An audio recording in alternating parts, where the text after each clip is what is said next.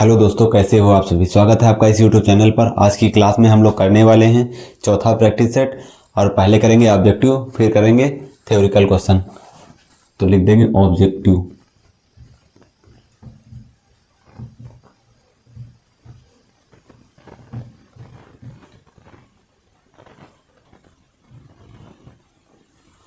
Objective question. First question दिया है, किसी लेंस की क्षमता की इकाई होती है।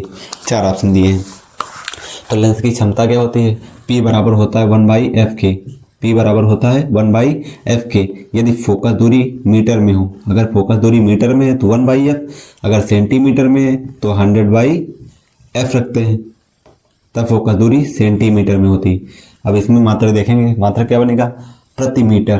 प्रति मीटर 1/मीटर को लिख सकते हैं प्रति मीटर, या फिर प्रति सेंटीमीटर। प्रति सेंटीमीटर, प्रति सेंटीमीटर। तो ऑप्शन जो दिया गया होगा देख लेंगे। दिया गया है मीटर, मीटर इंटू सेकेंड, प्रति मीटर, मीटर बाई सेकेंड, तो बनेगा मीटर प्रति मीटर। सेकेंड क्वेश्चन तो कह रहा है, एक दर्पण द्वारा बना प्रतिबिंब आभासी, सीधा और वस्तु से बड़ा हो तो दर्पण कौन सा होगा? समतल होगा, उत्तल होगा, अवतल होगा, या उत्तल या अवतल होगा? उत्तल या अवतल दोनों होंगी, तो होगा अवतल दर्पण, क्योंकि अवतल दर्पण में आभासी प्रतिबिंब बनता है, सीधा बनता है, वृत्त से बड़ा बनता है। और उत्तल दर्पण और ये समतल दर्पण तो होगा नहीं, क्योंकि जितनी बड़ी वस्तु होती है उतना बड़ा प्रतिबिंब बनता है, जितनी दूर रखी होती है उतना दूर बनता है। उत्तल तो होगा नहीं, तो उत्तल गलत, क्योंकि उत्तल में छोटा प्रतिबिंब बनता है, सीधा बनता है, आभासी बनता है, परंतु छोटा बनता है। नेक्स्ट क्वेश्चन दिया है, एक कांच का अपवर्तनांक 1.5 है, वायु में प्रकाश की चाल 3 × 10⁸ मीटर प्रति सेकंड है, कांच में प्रकाश की चाल होगी। फार्मूला क्या होता है अपवर्तनांक का? निर्वात में प्रकाश की चाल और बटे में वायु में प्रकाश की चाल। फार्मूला होता है n = निर्वात में प्रकाश की चाल बटे वायु में प्रकाश की चाल या कांच में प्रकाश की चाल, जो दिया हो। दिया है कांच में प्रकाश की चाल, तो लिख देंगे कांच में प्रकाश की चाल। चाल हो जाएगी ग्लास में, कांच में, तो फार्मूला बन जाएगा C/n। निर्वात में प्रकाश की चाल 3 × 10⁸ है, और अपवर्तनांक दिया 1.5।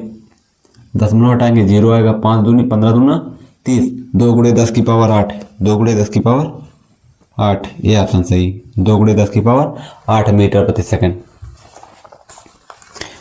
नेक्स्ट क्वेश्चन दिया है, आकाश का रंग नीला होने का कारण क्या है? परावर्तन है, अपवर्तन है, वर्ण विक्षेपण है, या फिर प्रकीर्णन है? आकाश का रंग नीला होने का क्या कारण है? परावर्तन है, अपवर्तन है, वर्ण विक्षेपण है, या प्रकीर्णन है? तो बताएंगे प्रकाश का प्रकीर्णन है। प्रकाश के प्रकीर्णन के कारण ही आसमान जो होता है वो नीला दिखाई देता है।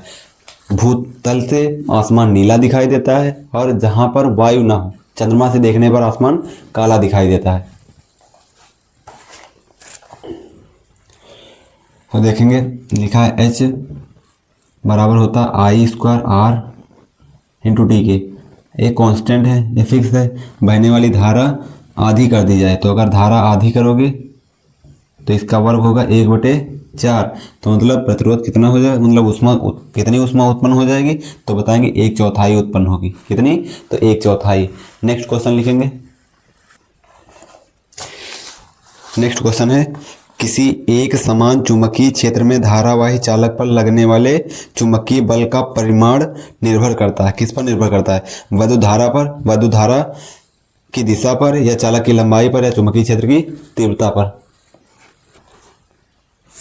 क्वेश्चन दिया है, किसी एक समान चुंबकीय क्षेत्र में एक धारावाही चालक पर लगने वाले चुंबकीय बल का परिमाण निर्भर नहीं करता है। किस पर नहीं निर्भर करता है?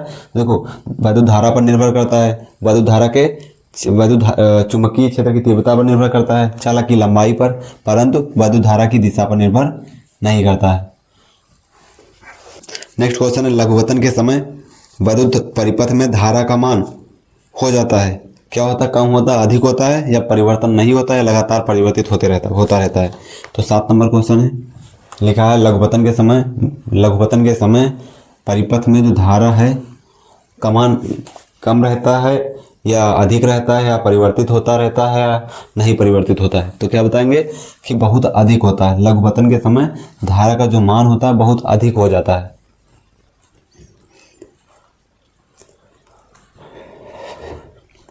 नेक्स्ट क्वेश्चन दिया है, नामांकित किरण आरेख की सहायता से दूरदृष्टि दोष को समझाइए, इसे लेंस द्वारा कैसे संशोधित किया जाता है। तो लिखेंगे इसका आंसर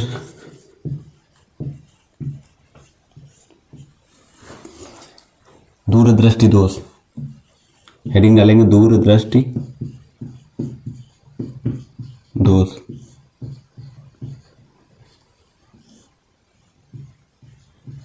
दूरदृष्टि दोष, तो क्या बताएंगे दूरदृष्टि दोष क्या होता है।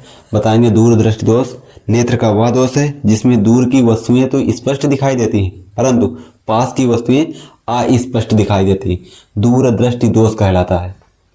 तो लिखेंगे इसमें नेत्र का वह दोष, नेत्र का वह दोष जिसमें पास की वस्तुएं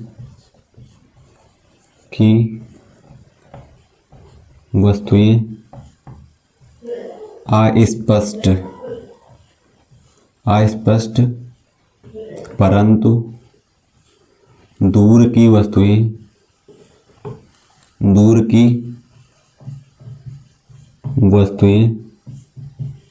स्पष्ट दिखाई देती है,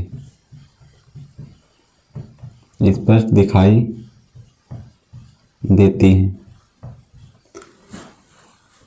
दूरदृष्टि दोष कहलाता है।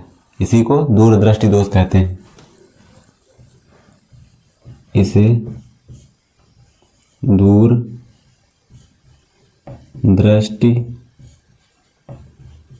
दोष कहते हैं, दूरदृष्टि दोष कहते हैं।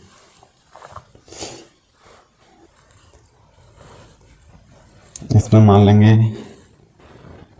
वो है और यहाँ पर इमेज बना है, इमेज बना रेटिना के बाहर, तो लिखेंगे रेटिना से दूर प्रतिबिंब का बनना, रेटिना से दूर प्रतिबिंब का बनना। तो कारण क्या होगा इसका, पहला कारण हो जाएगा नेत्र लेंस की वक्रता त्रिज्या का कम होना, नेत्र लेंस की वक्रता त्रिज्या का कम होना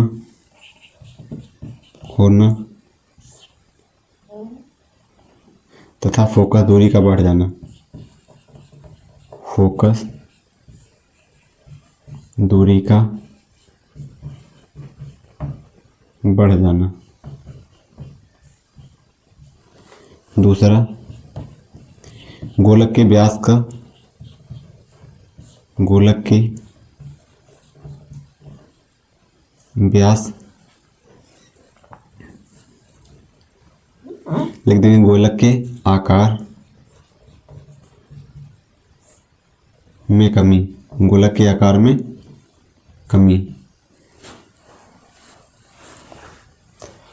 अब इसका निवारण कैसे करेंगे, नेक्स्ट हेडिंग डालेंगे निवारण।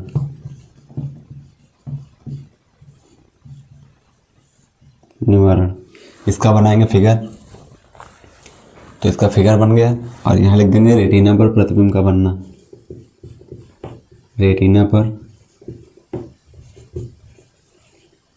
इमेज का बनना। ये नेत्र लेंस है, नेत्र लेंस है, अरे उत्तल लेंस है, उत्तल लेंस है। क्या बताएंगे,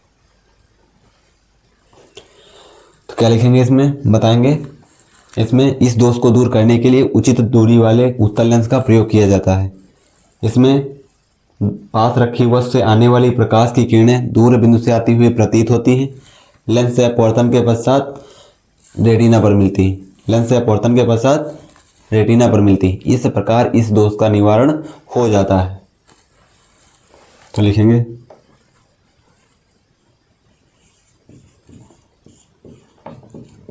इस दोष के निवारण के लिए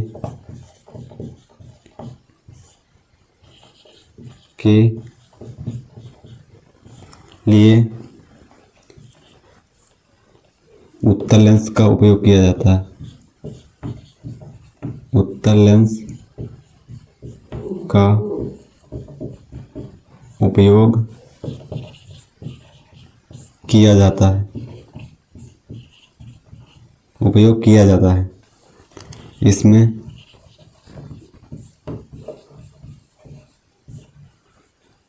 पास रखी वस्तु से आने वाली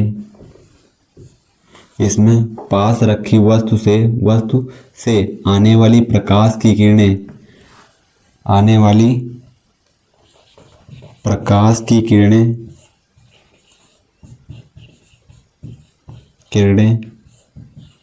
दूर बिंदु से आती हुई प्रतीत होती है। दूर बिंदु से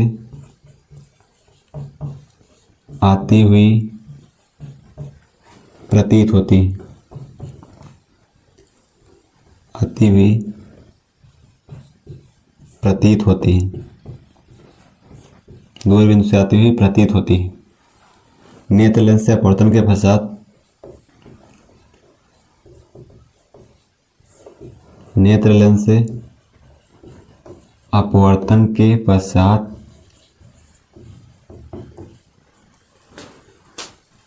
रेटिना पर मिलती है। रेटिना पर मिलती है जहां आभास द्वारा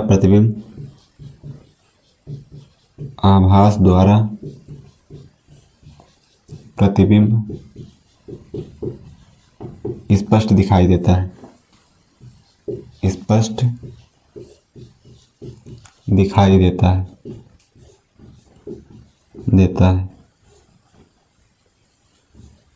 इस प्रकार इस दोष का निवारण हो जाता है। इस प्रकार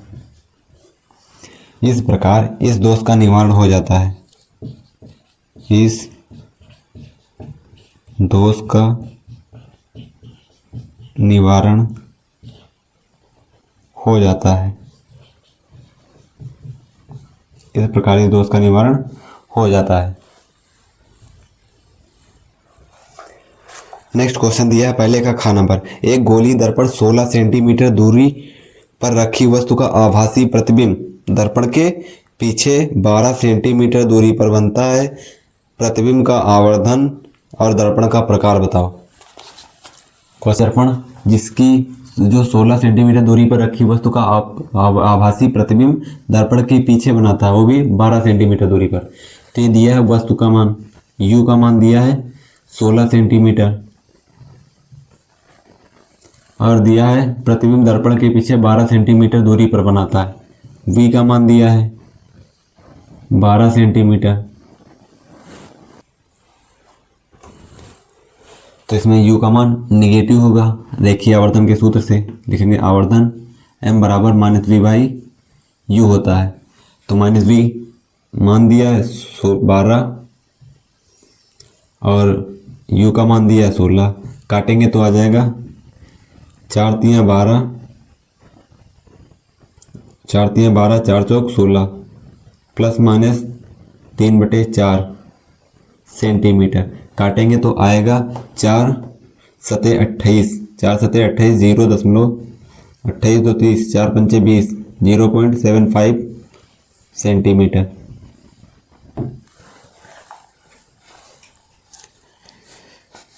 नेक्स्ट क्वेश्चन दिया उत्तल लेंस द्वारा किसी वस्तु के आभासी आवर्धित प्रतिबिंब के लिए नामांकित किरण आरेख बनाइए।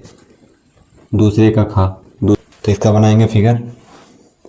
उत्तल लेंस है, उत्तल लेंस बना देंगे।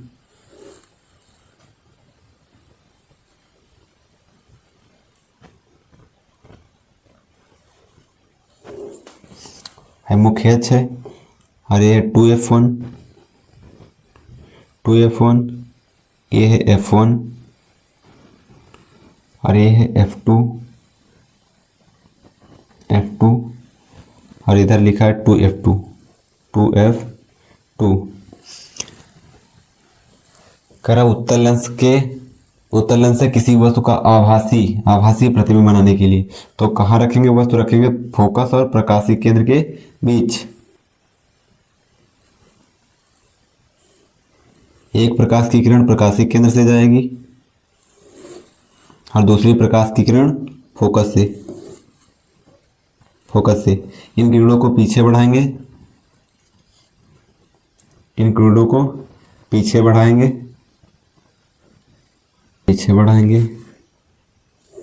तो ये किरणें एक दूसरे को कहीं पर प्रतिच्छेद करेंगी, और जहां पर प्रतिच्छेद करेंगी वहीं पर बन जाएगा प्रतिबिंब।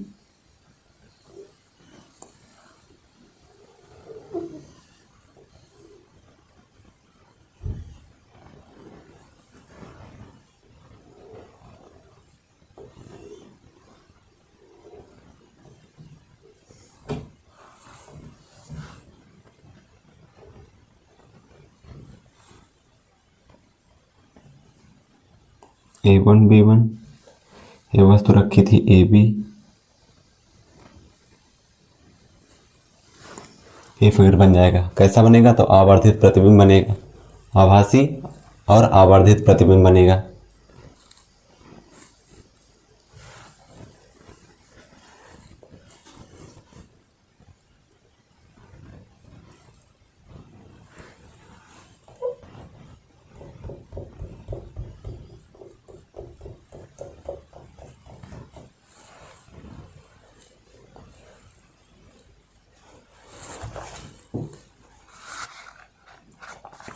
तो इसमें जो मान दिया ले लेंगे, m का मान दिया है, m का मान 3 गुना दिया है, 3 गुना उल्टा प्रतिबिंब बनाता है, तो m का आवर्धन -3 दिया है, जबकि इससे 15 सेंटीमीटर दूर स्थित है वस्तु की दूरी है 15 सेंटीमीटर, वस्तु की दूरी नेगेटिव, v का मान निकालना है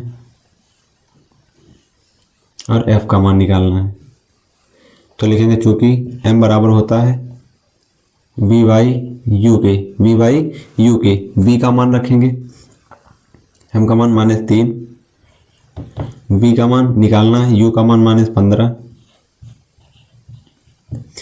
निकालेंगे v बराबर 15 3 45 माइनस प्लस 45 सेंटीमीटर आया v का मान। लिखेंगे लेंस के सूत्र से,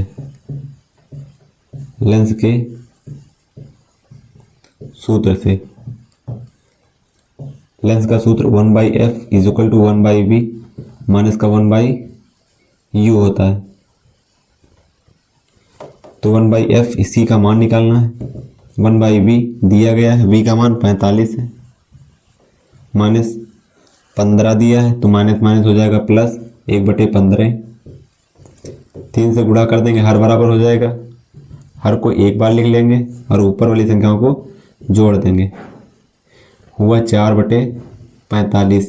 f का मान निकालेंगे तो आएगा 45/4, 45/4 काटेंगे अगर तो आएगा 4 एकम 4, 4 एकम 4, 4 दूनी 8, 4 पंचे 20, f = 11.25 सेंटीमीटर।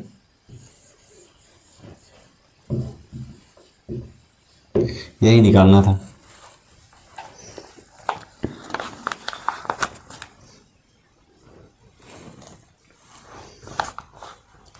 नेक्स्ट क्वेश्चन लिखेंगे,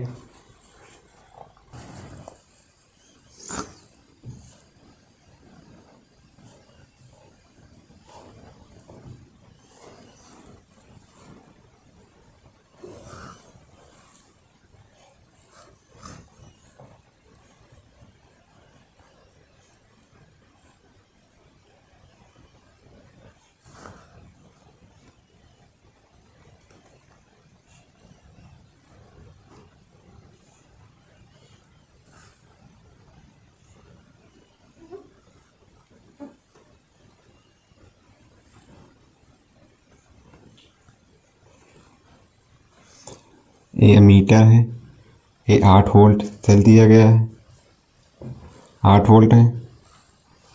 ये 5 ओम प्रतिरोध दिया है, ये 2 ओम दिया गया है और ये 3 ओम दिया गया है। इसमें कह रहा धारा का मान निकालो। तो क्या करेंगे, पहले हम देखेंगे कि प्रतिरोध श्रेणी क्रम में जुड़े हैं समांतर क्रम में। तो जो 5 ओम है और 3 ओम 2 ओम है, ये दूसरे समांतर क्रम में है। 3 ओम 2 ओम श्रेणी क्रम में होगा और 5 ओम समांतर क्रम में होगा। तो 3 में 2 जोड़ेंगे 5 आएगा, ये टोटल आ जाएगा 5 ओम। 5 ओम और 5 ओम ये बन गए इसके समांतर क्रम में। तो लिखेंगे, इसका मान लेंगे, ये R1 है, ये R2 है, R1 है, ये R2 है और ये R3 है, ये R4 है, R4 है। तो लिख देंगे R is equal to R1 plus R2, 2 plus 3 ohm बनेगा 5 ओम, 5 ओम, 5 ओम आ जाएगा। फिर मान लेंगे R डैश है, फिर निकालेंगे, क्योंकि अब देखेंगे जो R का मान आया, R डैश का मान आया है और जो 5 ओम है ये दूसरे समांतर क्रम में है। तो लिख देंगे R डैश तथा 5 ओम, R डैश तथा 5 ओम एक दूसरे के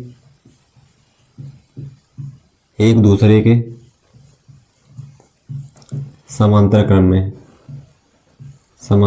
में है। तो क्या बनेगा, 1/R double dash is equal to 1/R1 R dash plus 1/R3। R3 का मान 5 ओम है तो 5 ओम रख देंगे। इसका मान 1/5 प्लस 1/5 जोड़ेंगे आएगा 2/5। यहाँ से R डबल डैश का मान निकालेंगे तो 5/2 होगा। क्या हो जाएगा, 5/2। कहने का मतलब 5/2 2.5 ओम।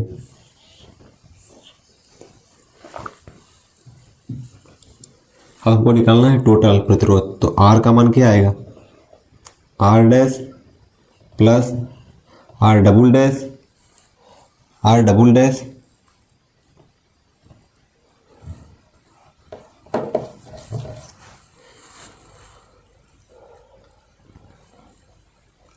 अब हमको निकालना है टोटल प्रतिरोध।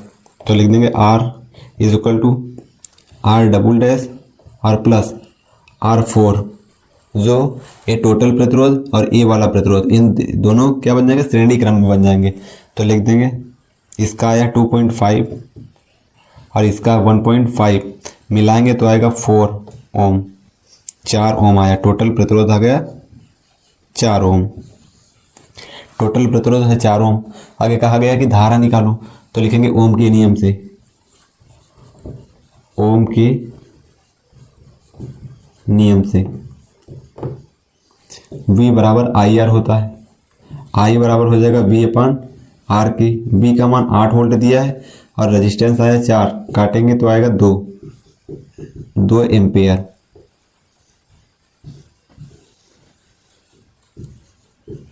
2 एम्पियर धारा।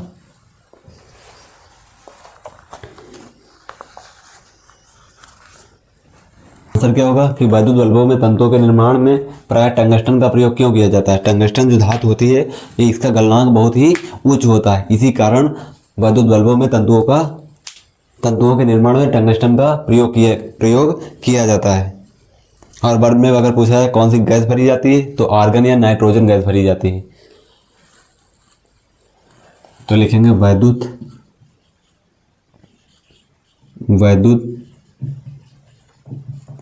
बल्बों में तंतुओं के निर्माण में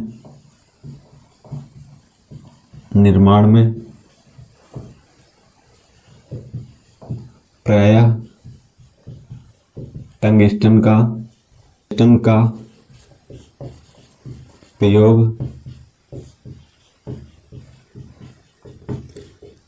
इसलिए किया जाता है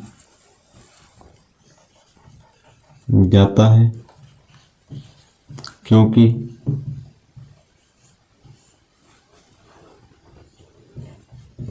टंगस्टन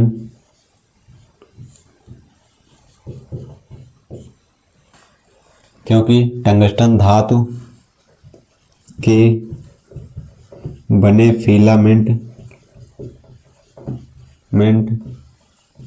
का गलनांक बहुत ही उच्च होता है। उच्च होता है।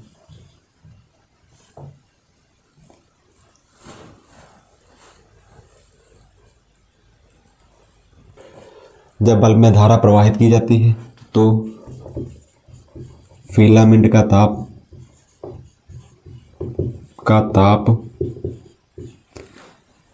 लगभग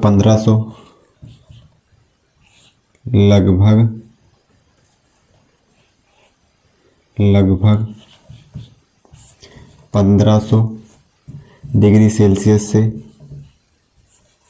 2500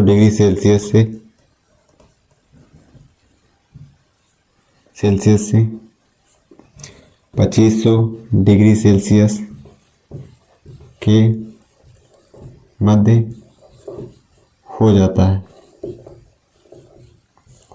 है और बल्ब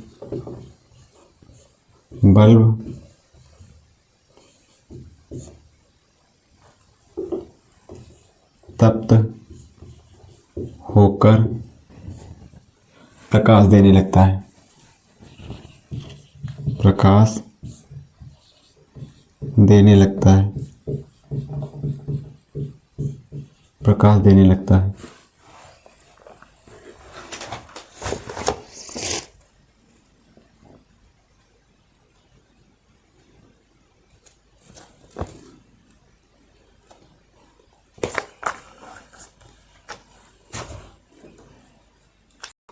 नेक्स्ट क्वेश्चन दिया है, दो कारक को बताइए जिन पर धारावाही परिनालिका से चुंबकीय क्षेत्र निर्भर करता है।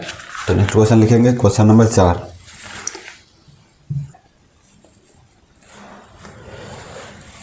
तो इसमें आंसर लिखेंगे। पहला होगा धारा की प्रबलता बताएंगे चुंबकीय क्षेत्र चालक में प्रवाहित धारा के समानुपाती होता है, क्योंकि धारा का मान बढ़ाएंगे तो चुंबकीय क्षेत्र का मान भी बढ़ेगा। कहने का मतलब धारा का मान बढ़ाने पर चुंबकीय क्षेत्र की प्रबलता बढ़ेगी। तो लिखेंगे धारा की प्रबलता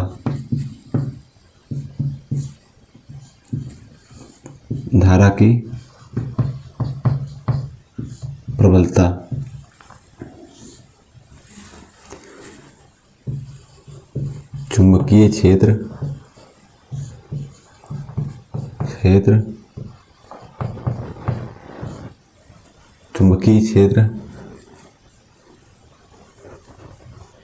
चालक में प्रवाहित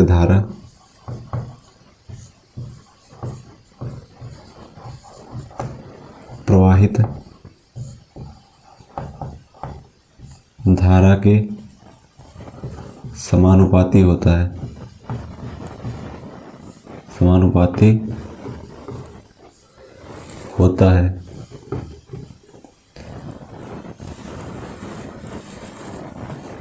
धारा के मान में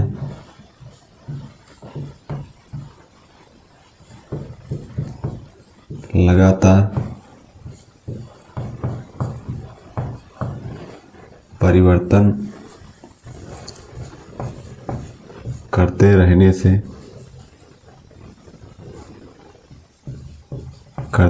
से धारा के मान में लगातार परिवर्तन करते रहने से चुंबकीय क्षेत्र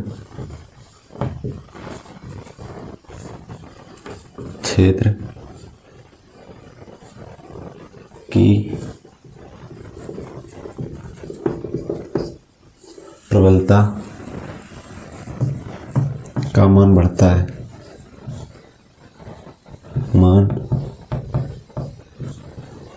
है। सेकंड लिखेंगे चालक से दूरी।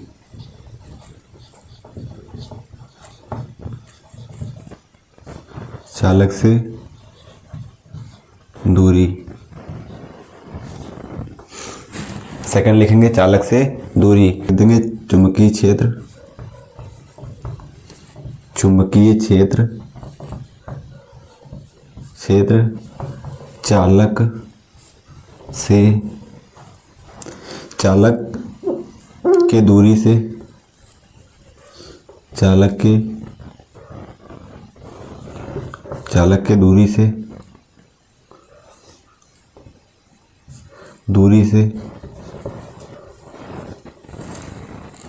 चालक की दूरी से व्युत्क्रमानुपाती होता है, व्युत्क्रमानुपाती होता है,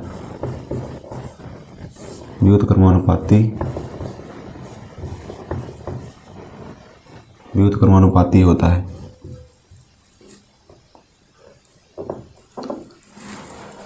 अर्थात दूरी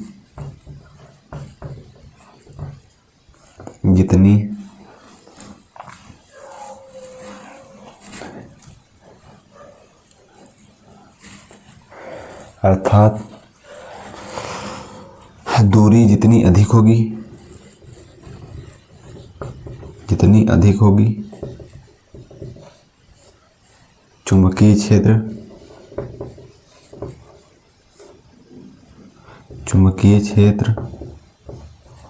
उतना ही,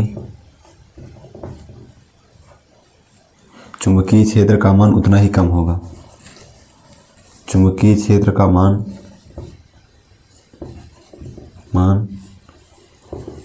उतना ही कम होगा। दूरी जितनी अधिक होगी चुंबकीय क्षेत्र का मान उतना ही कम होगा। नेक्स्ट क्वेश्चन दिया है, वैद्युत चुंबक स्थायी चुंबक से किस प्रकार भिन्न होता है? वैद्युत चुंबक स्थायी चुंबक से किस प्रकार भिन्न होता है?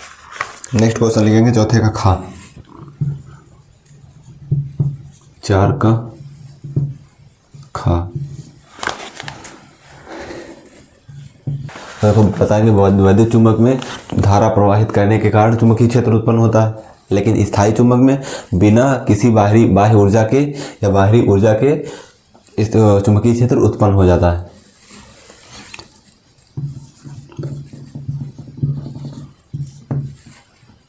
वैद्युत चुंबक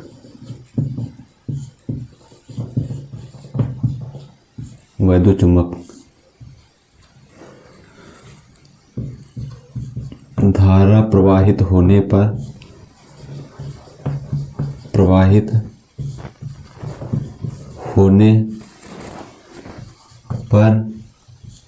ही चुंबकीय क्षेत्र उत्पन्न होता है, चुंबकीय क्षेत्र उत्पन्न होता है, चुंबकीय क्षेत्र उत्पन्न होता है। वैद्युत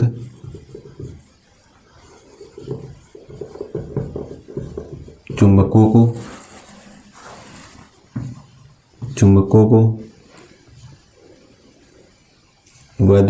को चालू व बंद किया जा सकता है, बंद किया जा सकता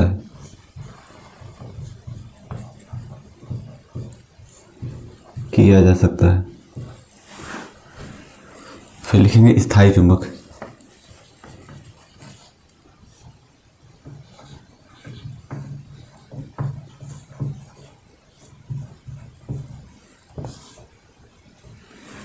और इसमें लिख सकते हैं कि जो वैद्युत चुंबक होते हैं स्थायी चुंबक से अधिक शक्तिशाली होते हैं। वैद्युत चुंबक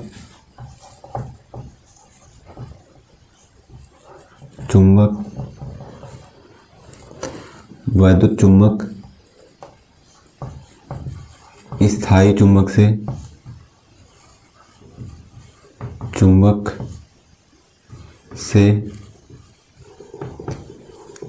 अधिक शक्तिशाली होते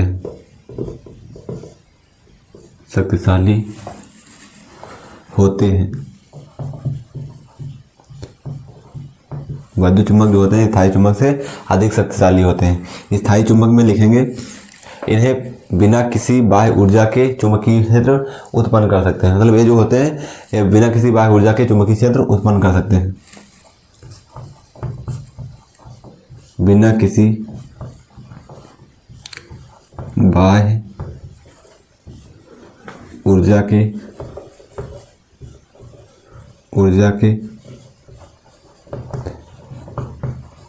चुंबकीय क्षेत्र बिना किसी बाह्य ऊर्जा के चुंबकीय क्षेत्र उत्पन्न करते हैं स्थायी चुम्बक कहलाते हैं। स्थायी चुम्बक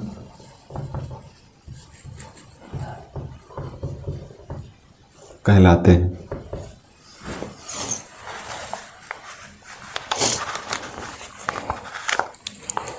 नेक्स्ट क्वेश्चन दिया है फ्लेमिंग के बाएं हाथ का नियम बताओ। फ्लेमिंग के बाएं हाथ का नियम बताओ। तो नेक्स्ट क्वेश्चन लिखेंगे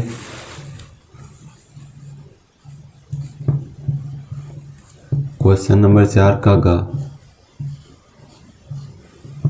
4 क्लिक डालेंगे फ्लेमिंग का बाएं हाथ। आंसर फ्लेमिंग के बाएं हाथ का नियम। बाएं हाथ कहें या वाम हाथ कहें, बाएं हाथ का नियम। फ्लेमिंग के बाएं हाथ का नियम। फ्लेमिंग के बाएं हाथ का नियम क्या है? तो बताएंगे यदि अपने बाएं हाथ की उंगलियों को इस प्रकार फैलाएं कि फैली हुई उंगलियां एक दूसरे के लंबवत हों। कहने का मतलब जो एंगल बनना चाहिए वो 90 डिग्री का बनना चाहिए। तो बताएंगे यदि हम अपने बाएं हाथ की उंगलियों को इस प्रकार फैलाएं कि फैली हुई उंगलियां एक दूसरे के लंबवत हों, तर्जनी चुंबकीय क्षेत्र की दिशा में, मध्यमा वैद्युत धारा की दिशा में अर्थात प्रेरित धारा की दिशा में हो, तो अंगूठा चालक में बल की दिशा को प्रदर्शित करता है। तो अंगूठा बल की दिशा को प्रदर्शित करता है। तो इसका बनाएंगे फिगर।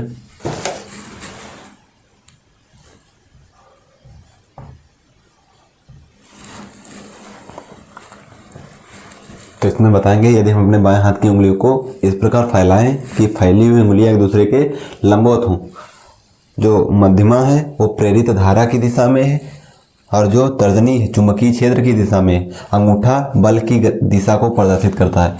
ये चुंबकीय क्षेत्र की दिशा है, चुंबकीय क्षेत्र की दिशा है और ये धारा की दिशा है, धारा की दिशा है और ये बल की दिशा है। तो बताएंगे यदि हम अपने बाएं हाथ की उंगलियों को हम अपने बाएं हाथ की उंगलियों को इस प्रकार फैलाएं, उंगलियों को इस प्रकार फैलाएं, इस प्रकार फैलाएं कि फैली हुई उंगलियां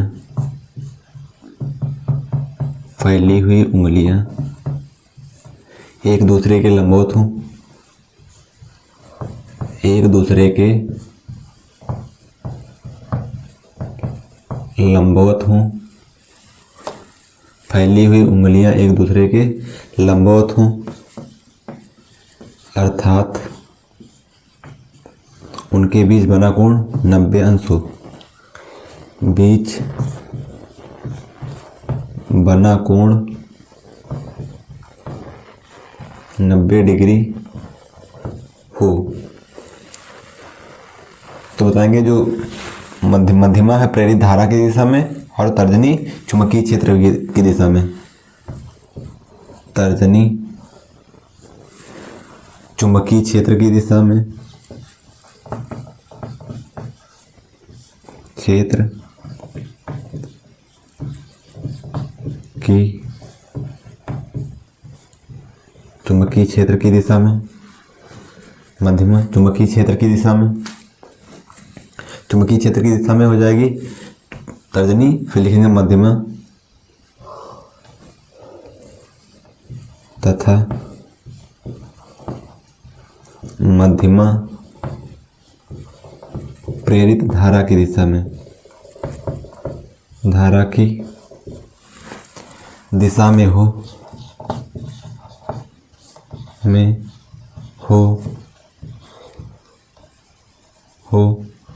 तो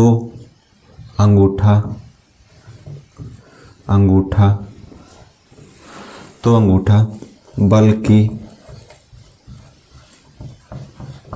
दिशा को प्रदर्शित करता है,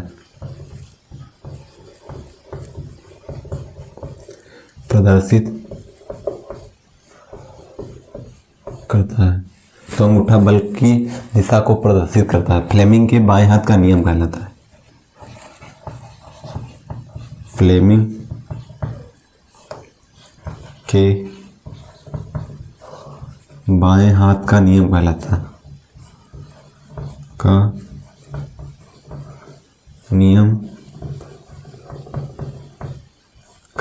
है, फ्लेमिंग के बाएं हाथ का नियम कहलाता है।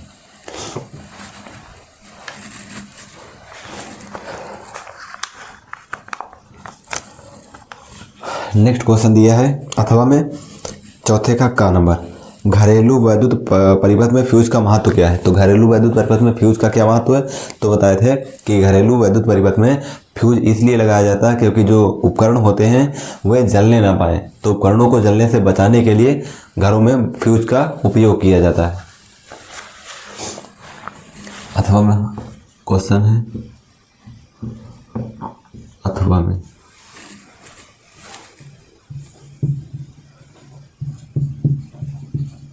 क्वेश्चन चौथे का नंबर, घरेलू वैद्युत परिपथ में जब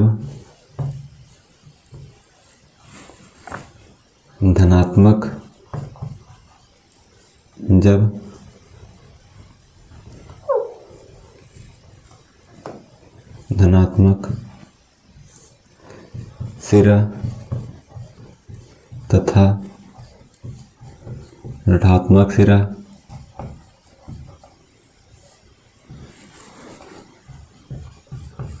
आपस में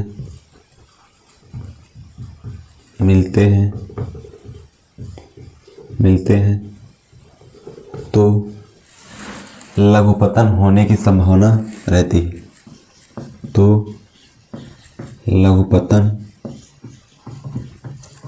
होने की संभावना रहती है तथा उसमें लगे उपकरण भी जल सकते हैं, उसमें लगे उपकरण भी जल सकते हैं तथा उसमें लगे उपकरण भी जल सकते हैं। उपकरणों को जलने से बचाने के लिए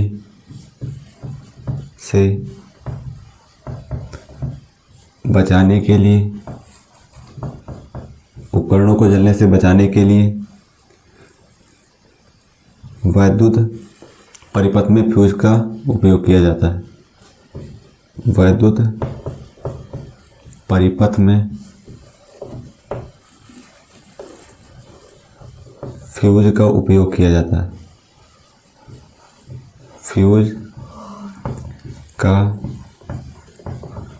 उपयोग किया जाता है।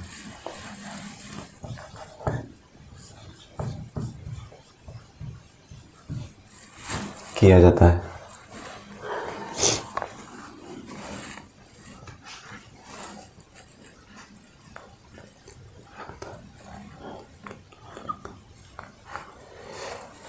नेक्स्ट क्वेश्चन दिया है, प्रायः निम्न वैद्युत आपूर्ति तारों के वैद्युत रोधी आवरण के लिए रंग क्या होते हैं? पहला वैद्युतमय तार होता है, वैद्युतमय तार का रंग क्या होता है। दूसरा उदासीन तार का रंग क्या होता है, और फिर भूसंपर्क तार का रंग क्या होता है। नेक्स्ट क्वेश्चन है,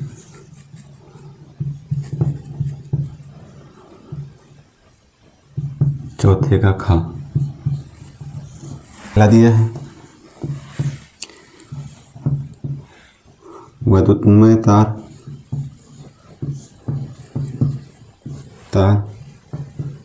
सेकंड दिया है उदासीन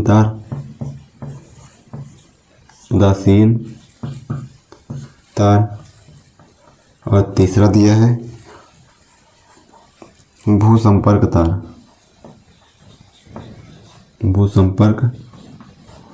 तार। ये लाल रंग का होता है, कैसा होता है तो बताएंगे, लाल रंग का। उदासीन तार काले रंग का होता है, काले रंग का। और जो भूसंपर्क तार होता है ये हरे रंग का होता है, हरे रंग का होता है। फिर इसके आगे लिखा है, किसी वैद्युत साधारित को भूसंपर्क करने का मुख्य उद्देश्य क्या है। किसी वैद्युत साधारित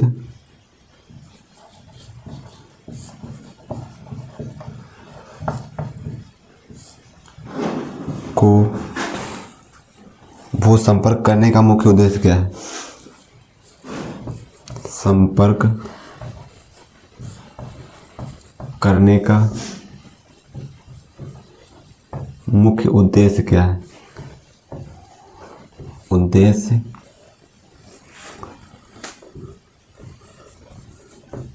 क्या है, तो इसका आंसर लिखेंगे, जब कोई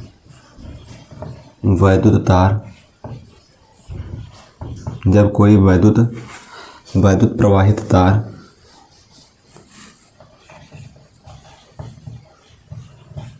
तार धातु के संपर्क में आ जाता है,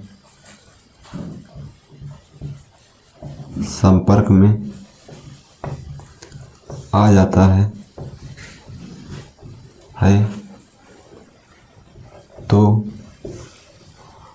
भूसंपर्क तार धारा को भूमि में प्रवाहित करने के लिए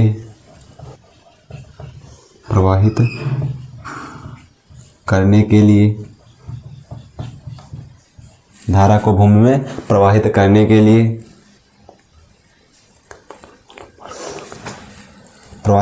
लिए कम प्रतिरोध वाला मार्ग प्रदान करता है। कम प्रतिरोध वाला मार्ग प्रदान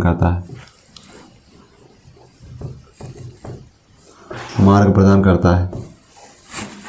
क्या बताएंगे, जब कोई वैद्युत प्रवाहित तार धातु के संपर्क में आ जाता है तो भूसंपर्क तार धारा को भूमि में प्रवाहित करने के लिए कम प्रतिरोध वाला मार्ग प्रदान करता है। इसका मुख्य उद्देश्य यही है।